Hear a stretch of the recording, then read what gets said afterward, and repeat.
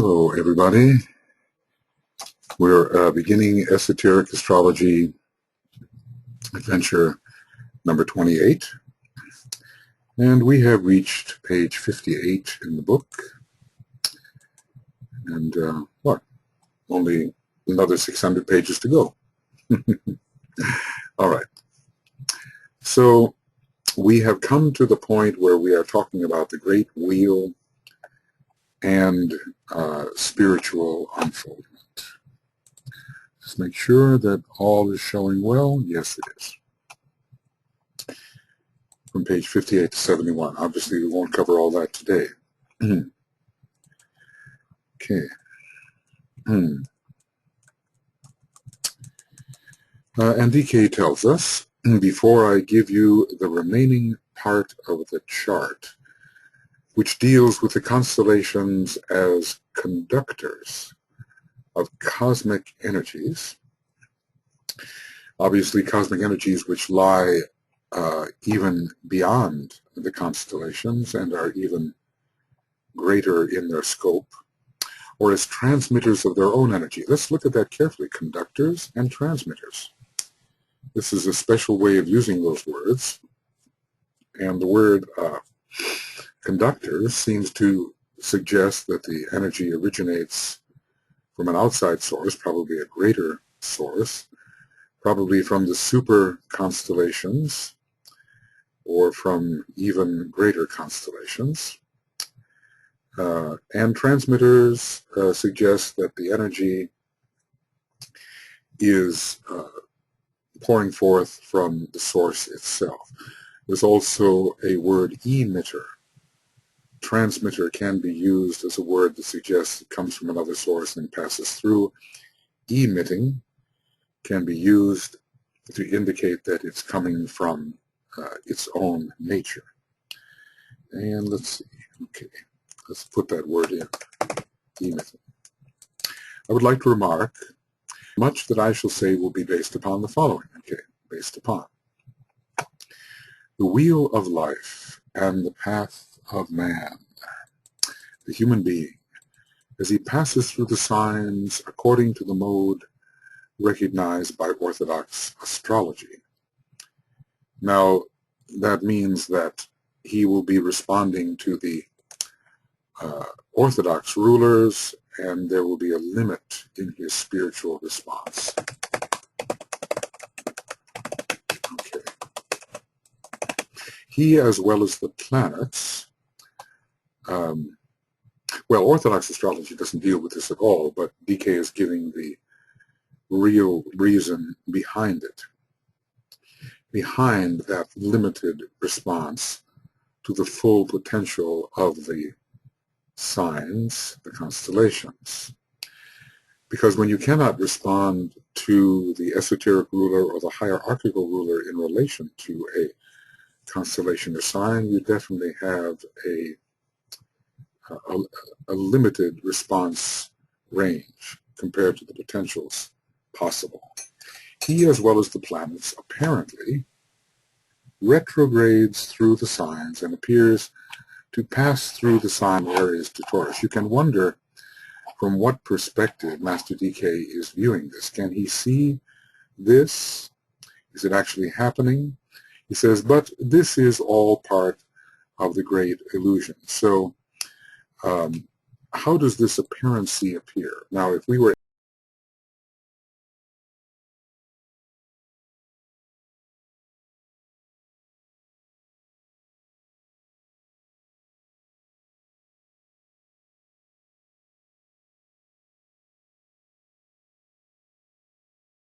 grade manner. But of course, we are always free to go around the wheel the other way in the counter-clockwise manner and say that whatever sign we're dealing with, he has transited a number of signs and landed in this particular sign. I don't think we're talking about a sequential point-by-point retrogression or progression. In other words, we're not talking about being born in Taurus if you were born previously in Aries. We're not talking about, let's say, dying in Taurus if you were born in Aries, and therefore being born in Taurus, and then in the next life dying in Gemini, and therefore being born with the sun in Gemini, and the same for the reverse mode. I don't think we are talking about that. There's something symbolical going on here, and as I've tried to suggest, it has to do with how we respond to the signs, whether as a personality, in which case we would be appearing to retrograde through the signs, or as a spiritual type or soul, in which we would be appearing to progress through the signs. Anyway, this has yet to be clarified exactly what DK means. The wheel of life and the path of man, the divine or spiritual soul. Man is considered in this case the divine or spiritual soul, and notice that we were discussing this in the last webinar. Was there a difference between divine soul and spiritual soul?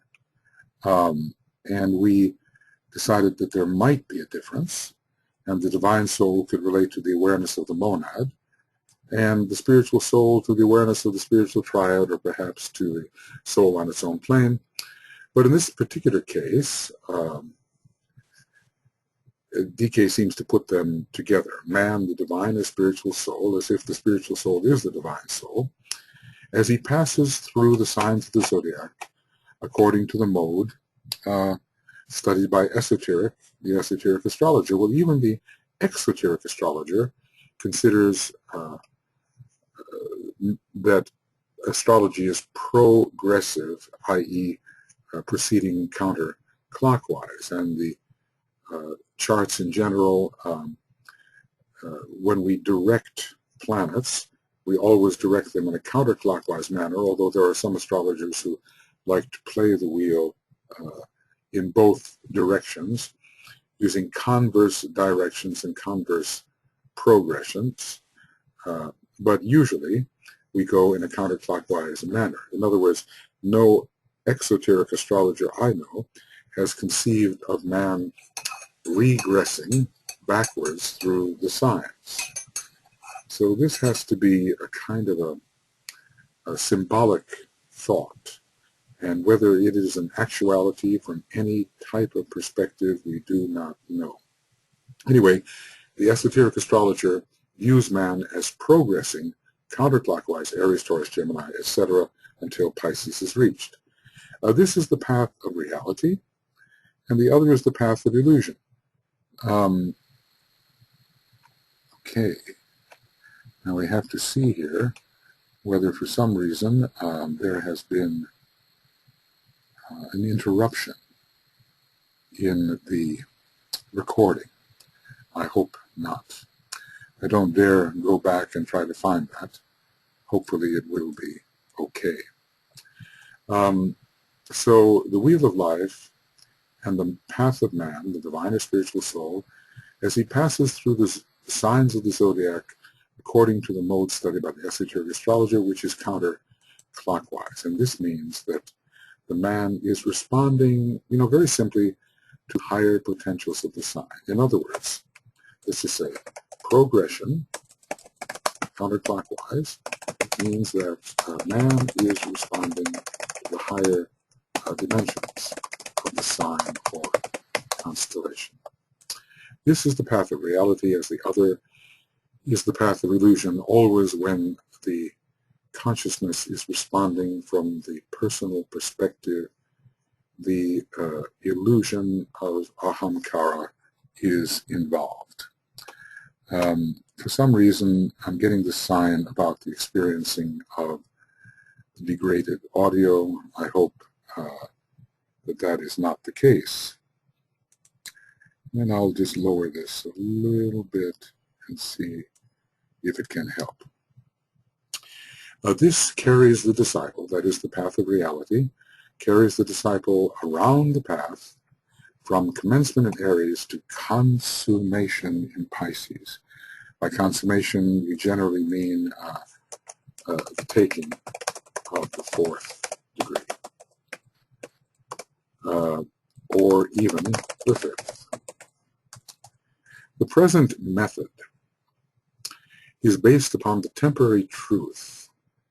The present method, he's suggesting that ordinary astrologers are considering a retrogressive method. Well, that particular concept is not in their mind, but their method of interpretation is equivalent to the one that DK says is associated with a retrogression through the signs.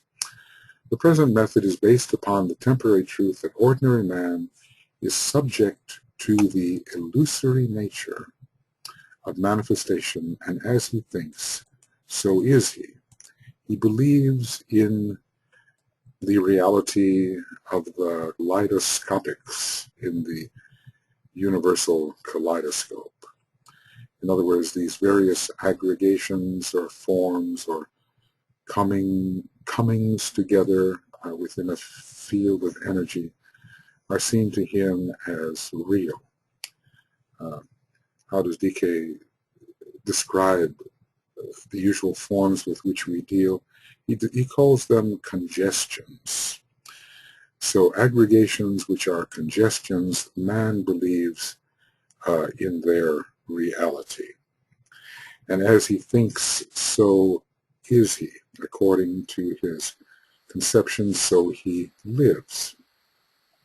And it is a temporary truth. It's temporary because it lasts only so long as man does not begin to aspire and find himself as an inwardly spiritual being who is distinct from his lower nature. In other words, that sense of spiritual duality has not yet entered. Once it does, this temporary truth is set aside, and man begins to progress in a different way. When, however, he becomes Hercules, the sun god, or solar angel, very interesting here, relating Hercules as a sun god to the solar angel. In other words, when he begins to respond to causal consciousness, or even can begin to enter causal consciousness, he begins to reverse the process, again only apparently, it's not a reality, and a definite reorientation takes place. Interesting about Leo in relation to the solar angel. That which takes place on the higher mental plane, the sunflower, the 12-petal lotus that is created, is indeed in its radiance related to the sign Leo.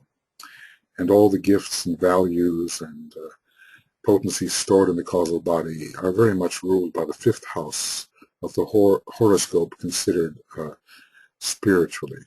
So Hercules is in his Leo aspect here as a sun god, or a solar angel, which is the man identifying with that which the solar angel has created on the higher mental plane. So man becomes kind of in that respect, man becomes a minor solar angel in a way. A reorientation takes. The teachers on the inner side, therefore, study the horoscope only in its relation to the following three entities. And these are, number one, the horoscope of the planet itself as the expression of the life of the planetary logos. When DK uses the word planet, we don't know whether he means the dense planet per se, or the etheric physical planet, or whether he is including a number of the vehicles of the planet, including perhaps its astral body, mental body, and other vehicles. So is it a very concrete term to be applied only physically? In any case, we are studying a globe, a planetary globe, and the question remains, how many levels of subtlety does a globe have? I've always thought that it has quite a number of levels of subtlety, just the way the human body is accompanied by many levels of subtlety. And I've always thought that the other globes, let us say 6 others, are not the subtle vehicles of, let us say, our own Earth globe. They are their own globe and have their own still subtler vehicles than the outermost vehicle through which they express. So the masters, or the great ones, the teachers, they study the horoscope of the planet itself as the expression of the life of the planetary logos. There's only one expression, because the planetary logos expresses through other globes, through other chains, and through the globes of those chains. It is an expression of the planetary logos himself. This involves the studying of the horoscope of the spirit of the planet, and that is the planetary logos considered in his spiritual nature. It's not the same thing as the planetary entity, which is the sum total of the dense physical vehicle of the planet and the lives that animate that vehicle. So this involves the studying of the horoscope of the spirit of the planet, as well as of the informing life and their joint relationship and interplay.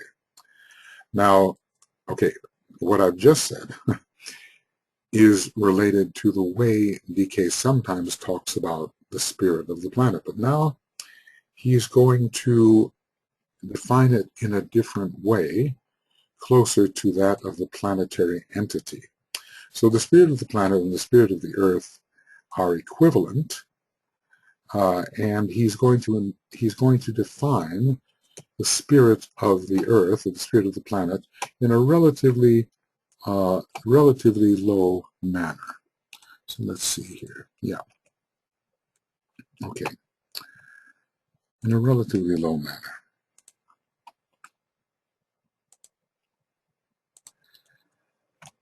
Now I have to, in a way, take back a little bit of what I said. I've searched this out. The spirit of the planet is pretty well consistently defined as the personality nature of the planet or the planetary entity.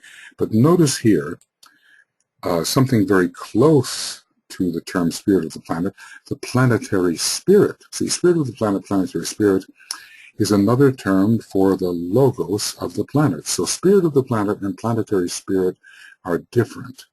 And I think this is the first time I've seen that distinction, the cyclic influence of the planetary spirit, this point of involution. Now, in this particular case, he seems to call the planetary spirit an involutionary spirit. Maybe it all depends on whether the term spirit is capitalized or not.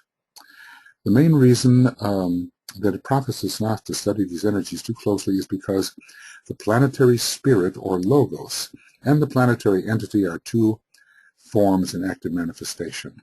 So the planetary spirit, but he does capitalize that, is a being who long ago passed through the state of consciousness, which we call the human state, and left it far behind. So, okay, that is a correction. When he says the spirit of the planet, he does mean, in this case, a planetary entity. But when he says planetary spirit, he means the logos of the planet. That's a clarification. Okay, so this involves, we're studying the horoscope of the planet itself as the expression of the life of the planetary logos, and this involves studying the planetary entity as well as the informing life. And the informing life, in this case, would be the planetary spirit. We have to watch our terminology very carefully. Even once, the term planetary spirit, as I just showed you, means the involutionary entity. So it's easy to get confused. Anyway, there is a joint relationship and interplay between the informed life, which is the logos of the planet, and the spirit of the planet. The spirit of the earth is to the planetary logos of the earth, for instance, what the personality or form nature is to the soul of man, or even perhaps the monad of man. The two horoscopes by the teachers are superimposed, and the planetary pattern then emerges. So the teachers, let's just say, the teachers are involved in planetary astrology. Okay.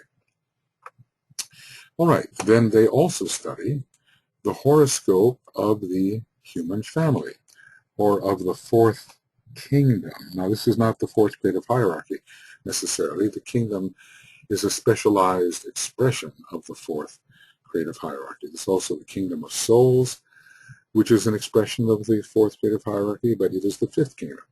And then there's the kingdom of planetary lives, some of whom are still within the fourth grade of hierarchy, such as the Chohans, in a sense.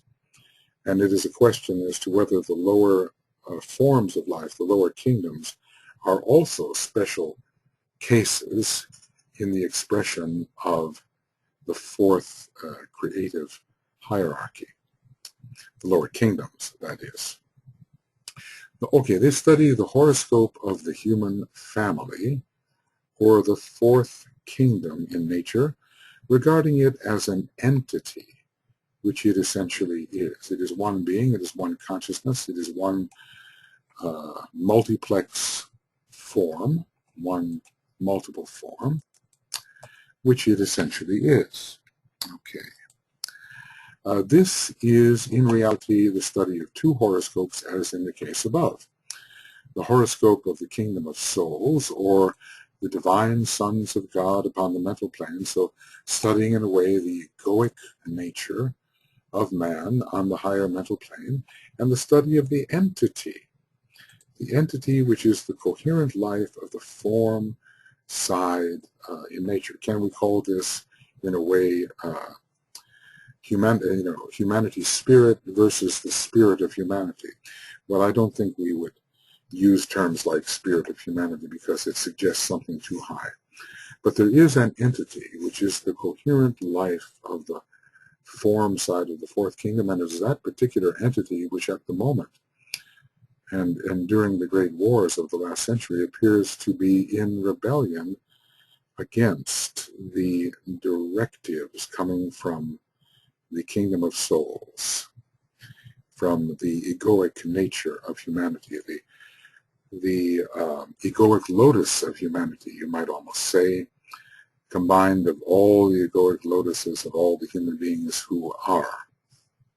And this is done again by superimposing two charts, and then we can see the contrary indications or the harmonious indications. I'm sure there are times when it is easier for the soul nature of humanity to get through to its to that entity which is its personality nature. And of course, we do not yet, for humanity, have an integrated personality. The great entity humanity is not yet an integrated personality. There's still a great deal of internecine warfare going on between the different vehicles within the human entity. Let's just say there's quite a battle on between the mind of humanity and the desire nature of humanity, especially the mind as it is influenced by humanity's soul nature, and the desire nature as it is influenced by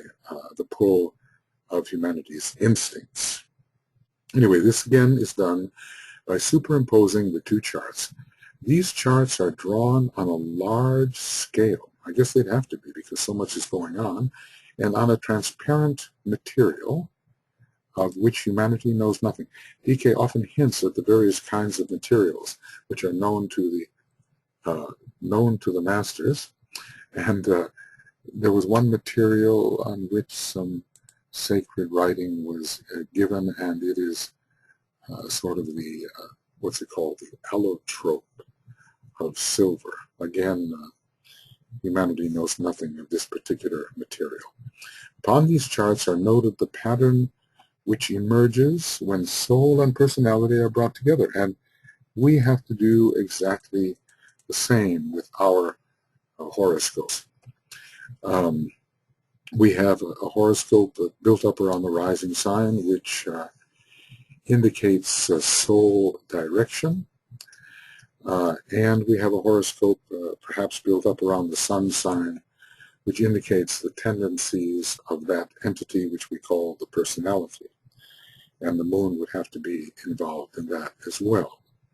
So upon these charts are noted the pattern which emerges when soul and personality are brought together, the present conditions, possible developments and relationships, and the immediate future objective with clarity. So the teachers see whither humanity is tending. What are the possibilities? What may be the obstacles?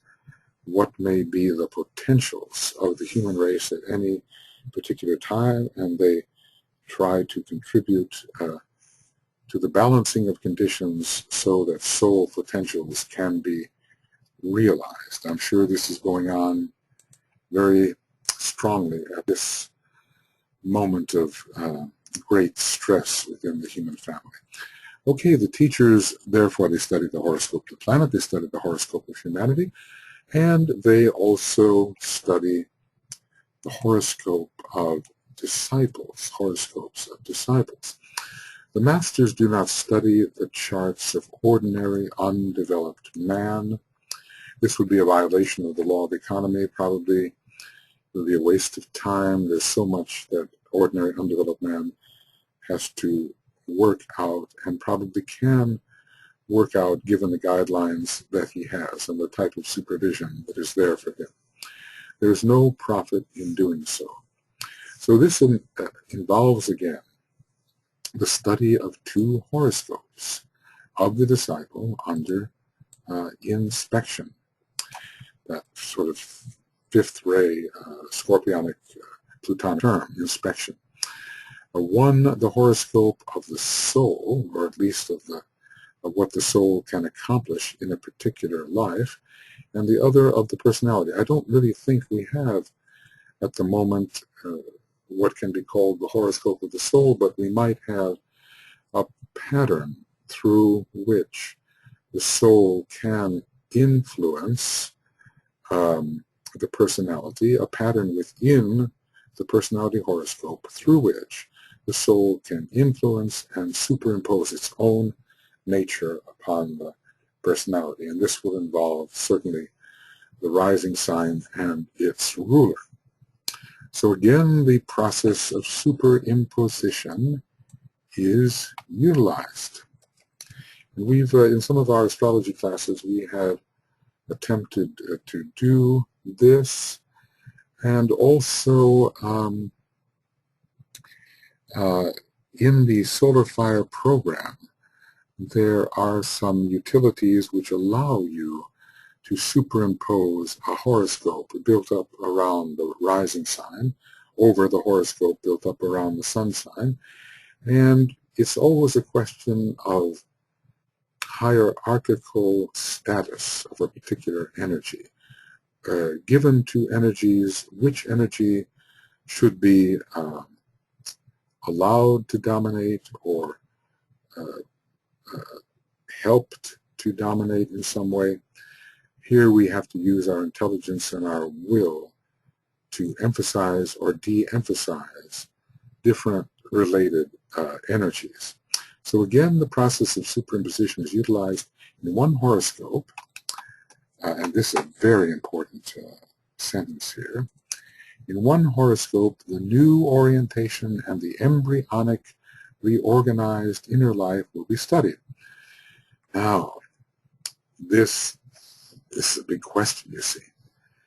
Are we strictly dealing with the personality horoscope? We can look for patterns in the personality horoscope which are soul sensitive, we might say. You know, let's say the rising sign is esoteric ruler and the various aspects from esoteric rulers and sacred planets to that esoteric ruler. That's one way of doing it. But here, this seems to call for what is called an examination of the conception chart, which is a Uranian chart.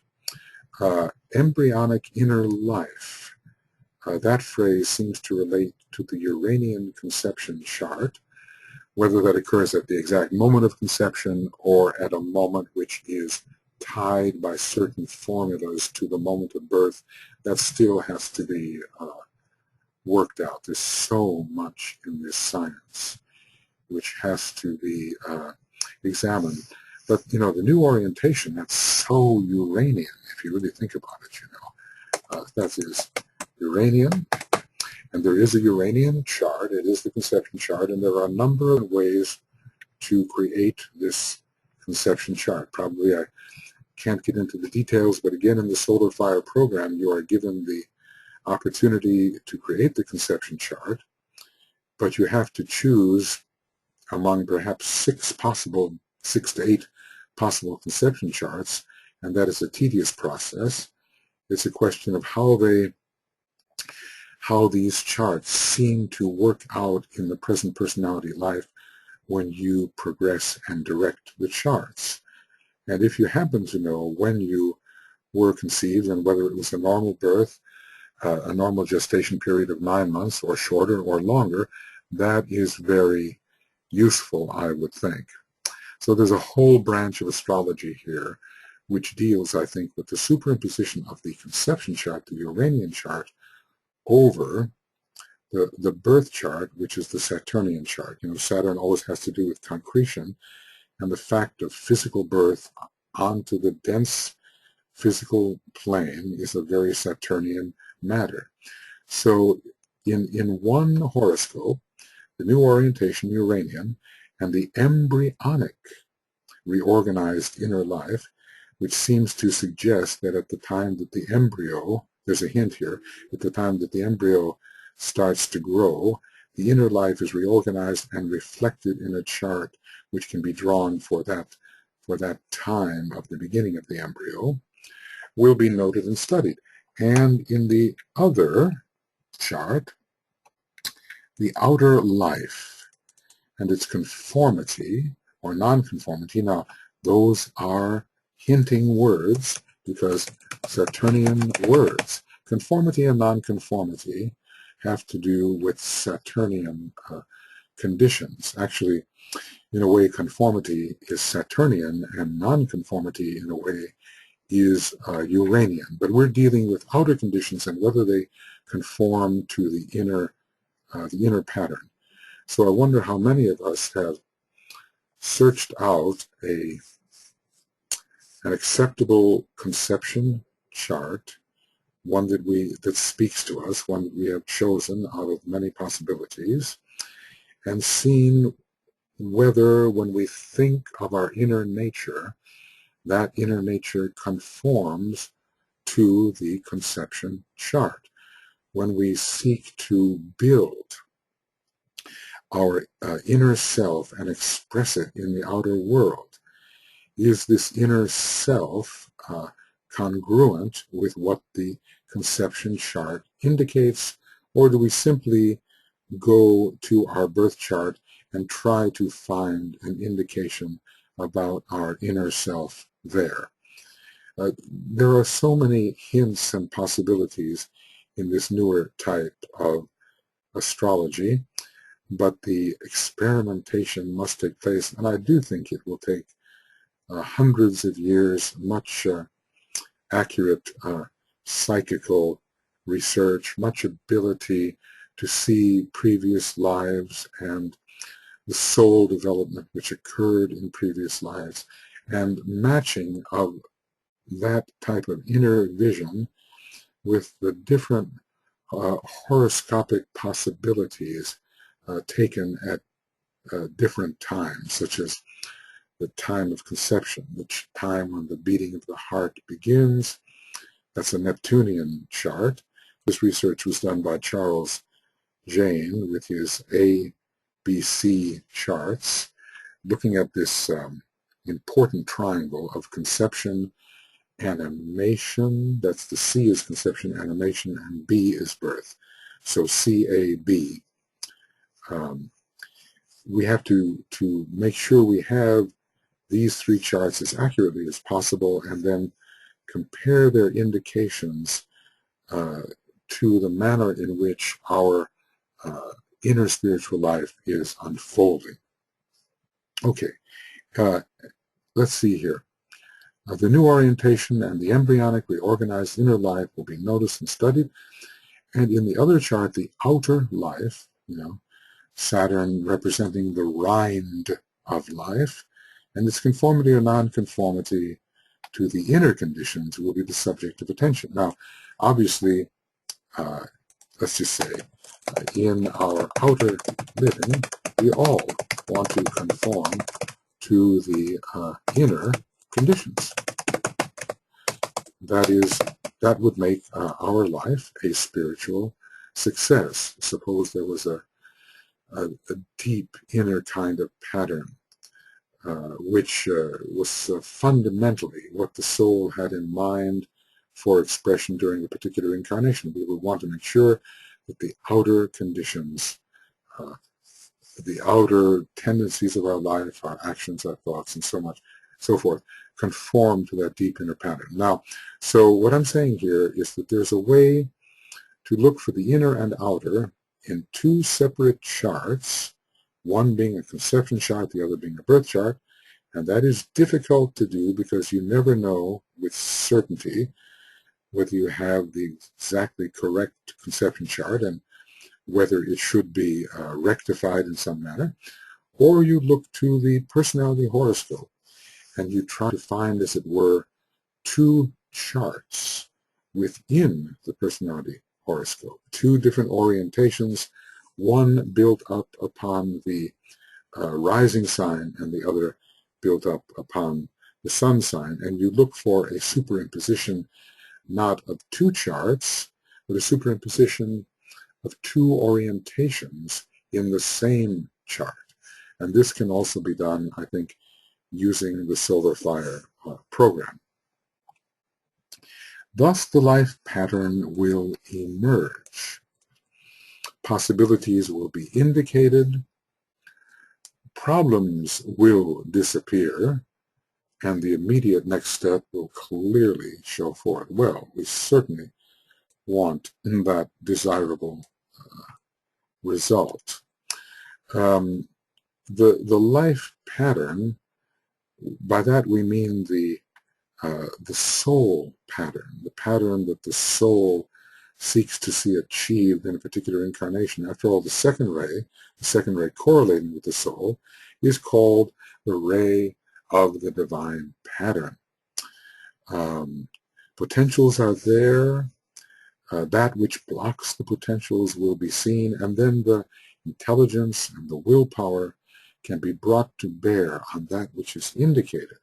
And we can do our best then willfully to decrease the obstacles and willfully to increase the potentials, and we can see what the next step will be. Because always, when it comes to the question of human growth, spiritual growth particularly, we are interested in two things, and that is the constitution of man and the next step ahead. Those are the two things the Tibetan tells us that we need to know if we are going to be able to progress spiritually. Okay.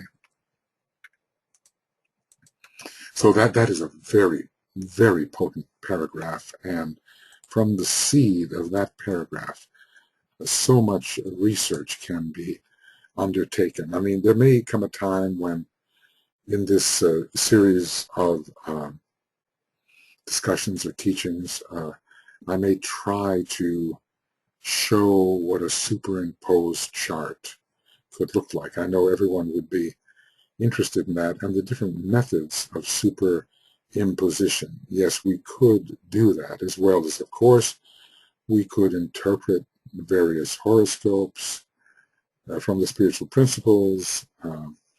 We could also take a good look at physiognomy, because in this type of webinar format, we do have all the visuals easily conveyed.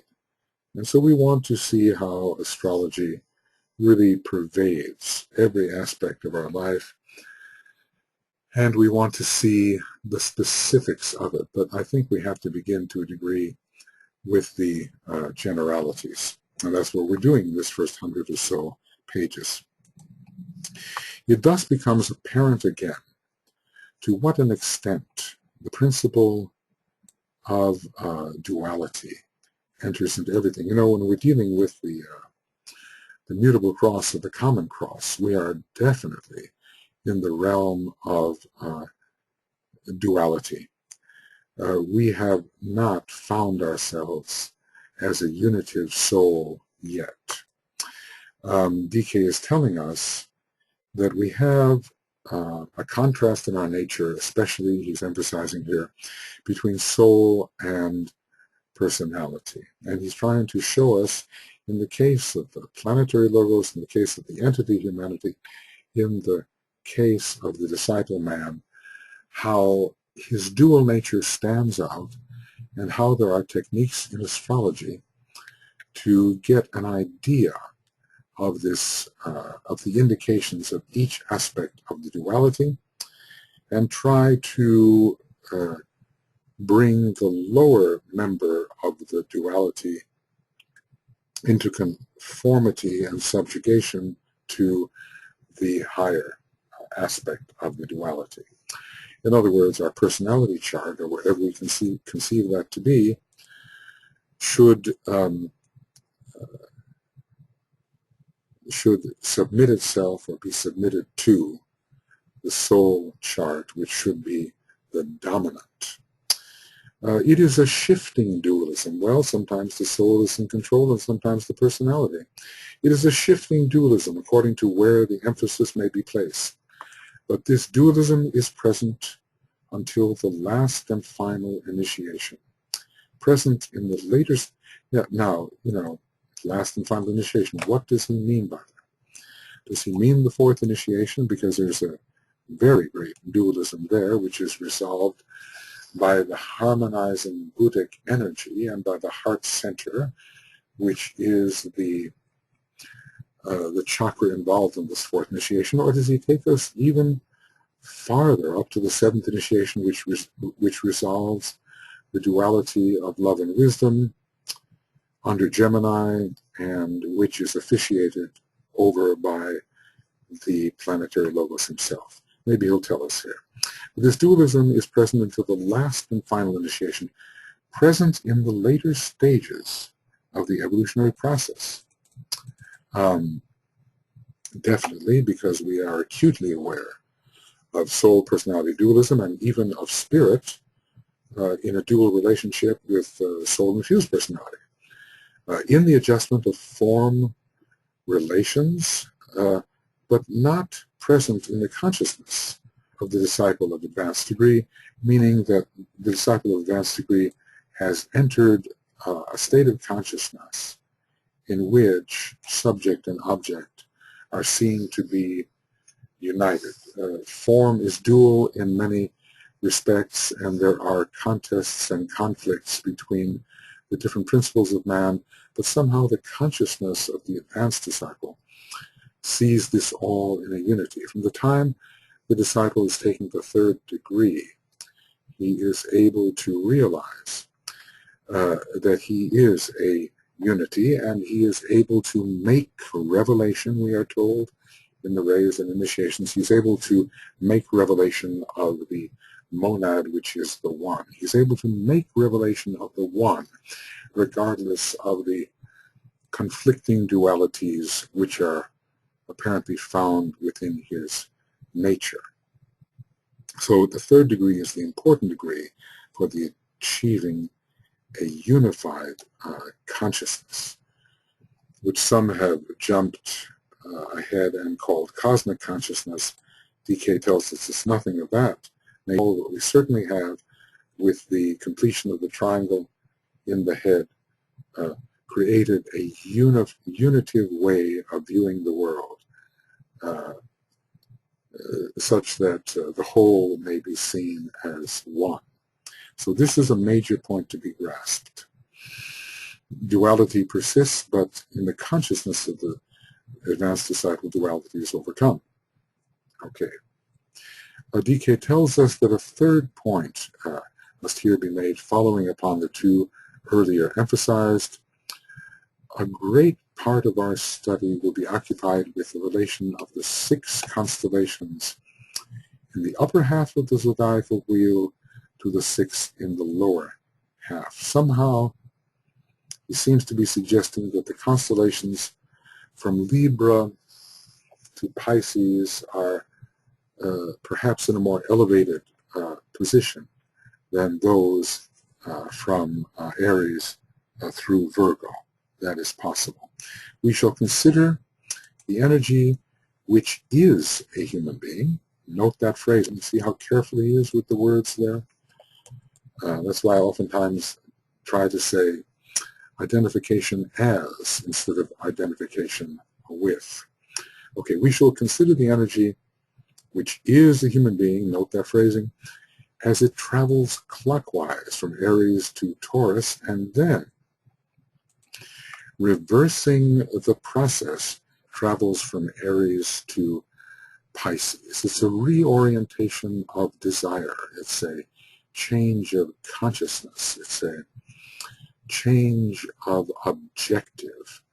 Desire always has its objective, but when you're traveling from Aries to Taurus via Pisces, your objective is in the material world.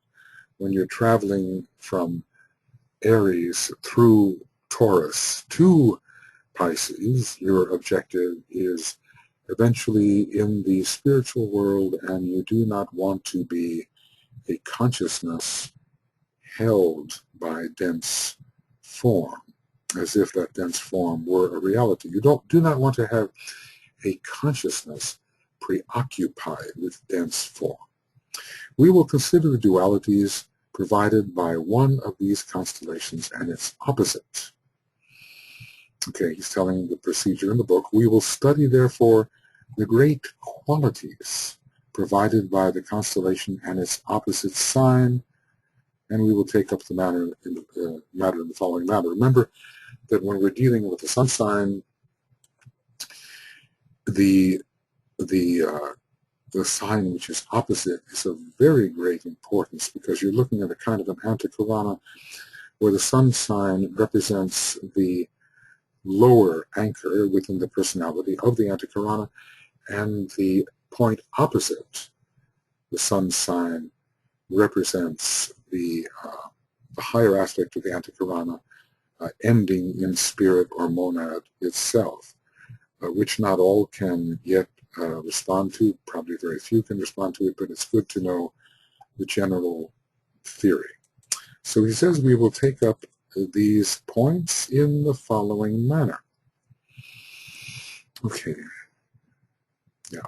We're going to consider the dualities, the constellation and its opposite. We'll take up the points in the following manner. We will work from the standpoint of commencement in Aries, always the sign of beginnings, until the man, through many turnings of the wheel of life, and that means, I suppose, passing through many cycles, reaches the point of reversal or reorientation. So in this case, the man has been retrograding. Man has been retrograding through the signs, passing backwards, although the exact method of that retrogradation is not given. The man progresses from the point where, in Cancer, he forms part of the mass with mass consciousness. All are thinking and feeling in a standardized way, and there's no thoughtful individual approach. Mass consciousness, inchoate and unfocused, not a well-formed consciousness, not a focused consciousness, and with no recognition of objective except the satisfaction of instinctual desire, until in Scorpio he becomes the triumphant disciple, having found himself in Leo.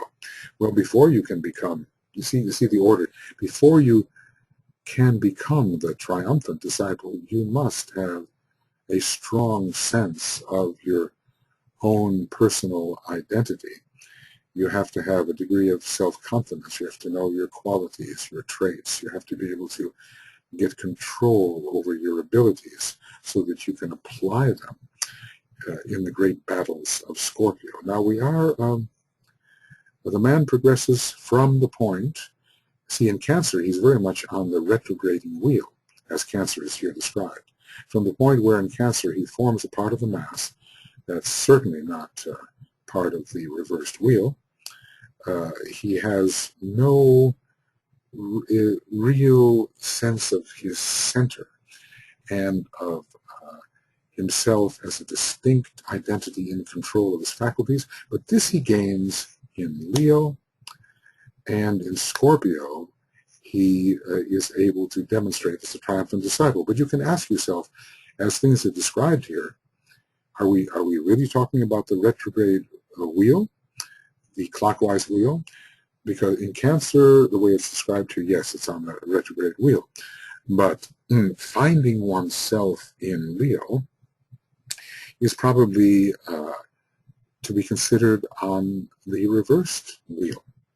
And certainly the triumph in Scorpio is that which occurs upon the reversed wheel. Then comes the crisis of reorientation, which may take a long time and constitute an interlude in many lives of struggle. But nevertheless, it does seem as if DK is talking about finding oneself and becoming a triumphant disciple as if it were on the ordinary retrograde wheel. Now, that doesn't make entire sense to me if I'm understanding it. I hope I'm not misunderstanding it. The question of finding oneself can be done at different levels. So in one way, you can find yourself on the ordinary wheel, and there's another way of finding yourself as something more than an ego, a lower ego, by being on the reverse wheel. But in any case, to me it looks like becoming the triumphant disciple in Scorpio is a task for the reversed wheel. But anyhow, DK talks about these three experiences in Cancer, Leo, and Scorpio as if they were on the ordinary wheel. And then he says there comes the crisis of reorientation. This is always involving the sign Libra. Sometimes the sign Scorpio. It involves generally the planet Uranus, which creates a fundamental change of values and reversal. And it says it may take a long time, many lives of struggle, where you feel the very strong tendencies pulling you towards personality, life, and demonstration and expression, and yet you feel the urge towards something higher, less personal, more expansive, more spiritual, more unitive, an orientation towards a higher part of yourself or towards a higher power. And I suppose there are a number of people who are passing through this troubled period. Probably the fourth ray is a ray which can be found powerfully at such a time to represent the counter poles that one experiences. Struggle, the fourth ray. Fourth ray is the ray of struggle, and Scorpio is the paramount fourth ray sign. Okay, so we're going to take up these points, the sign in which a man is born and its opposite, in terms of the progress on the wheel and the reversal. Then, once the reversal has taken place, man is trying to tread the probationary path, so we're going to take up the study from the standpoint of the man upon the probationary path, which most people that I know who think about the matter are convinced that it starts before the first initiation. I think so. Seeking the light, struggling through the signs, as the old commentary expresses it, when considering this point. So on the probationary wheel, we have reversed our direction, which means again that we respond to the potentials of the sign in a higher way. He turns from right to left, and then again from left to right. He revolves in giddy fashion upon the axis of desire, as if he's not quite sure of his purpose. He knows not where to go or what to do. The sky turns black, meaning that he no longer sees the objectives that he once saw. So he's on the mutable cross, the cross of many changes, and here again, it does, is he really on the reversed wheel at this point? DK seems to be saying that he is, that the probationer is turning right to left, left to right, and is trying to straighten out his orientation until Sagittarius can finally direct him towards the goal. He revolves in giddy fashion upon the axis of desire. This is the early part of the path of probation. He knows he wants something higher, but he knows not where to go or what to do. He does not see the objective. At this point, the sign Gemini begins potently to play its part in the life of disciples, with Sagittarius gradually piercing the heart with his arrows. Some of the great saints and sages have died from the arrow, from being shot by the arrow, a symbolic death. And then upon the flight of the arrow, the man reaches Capricorn. So we are definitely on the wheel of, on the counterclockwise wheel. We're on the wheel of consciousness at this form, even though on the early stages of the wheel of consciousness, there is that revolving in a giddy fashion. Gemini is going to stimulate the intuition. It's going to make very clear now a better sense of direction, because it will define what is the higher of the pairs of opposites and how it is contrasted. That's the great ability in Gemini, to contrast, how it is contrasted with the lower of the pairs of opposites. Sagittarius will sensitize the heart by piercing it, and the man will no longer be the victim of outgoing desire, but he will definitely desire that which the wounded heart, the sensitive heart, reveals. And then upon the arrow of intuition, he will fly towards the possibility of initiation in Capricorn, from which the crisis of initiation or renunciation, taking the 4th degree, becomes possible in these last 3 signs. Aquarius is related to the 4th degree, Pisces certainly is, and Capricorn, we are told, is a sign which applies to all 5 of the first 5 initiations, initiation 1 through 5. Okay. Well, we have reached that point. So we have Esoteric Astrology Adventure number 28. And how far have we gone? Up to page 58? Something like that. Oh, farther than that. We've gone up to page, it looks like page 61. All right. So we end at 61, and I think we began at 58. I'll straighten that out later. For now, we will together do the great invocation. And I will take this up in the next Esoteric Astrology Adventure number 29. Okay, so the great invocation now.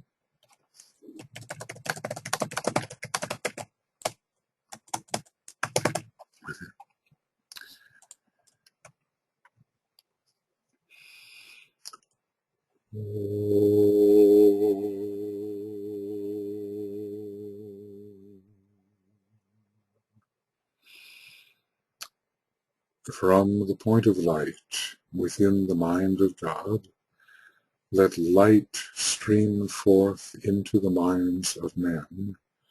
Let light descend on earth.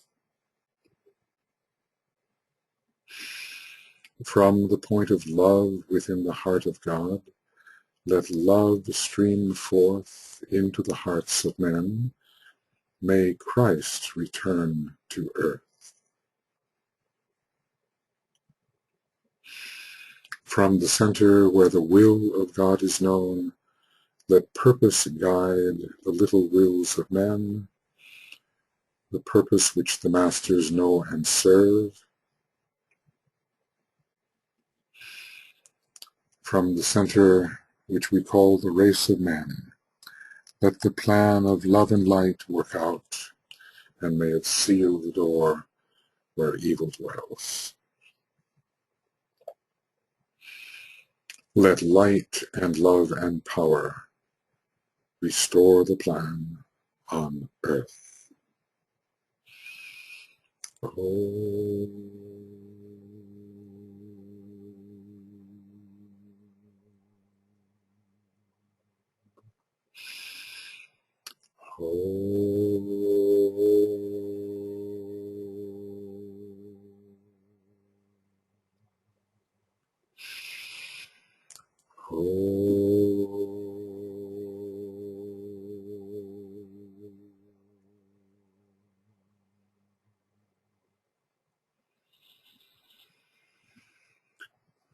Okay, friends, we're into some very interesting things now. And it would be good to be able to back this up with concrete examples, which I think we can do, but let us try to get an overview of the book and then enter into the more concrete examples and try thereby to at least fulfill the Leo stage of esoteric astrology and find ourselves as we are, not as we seem to be, but as we are. Okay, so we'll take up Esoteric Astrology Adventure number 29 shortly. See you then.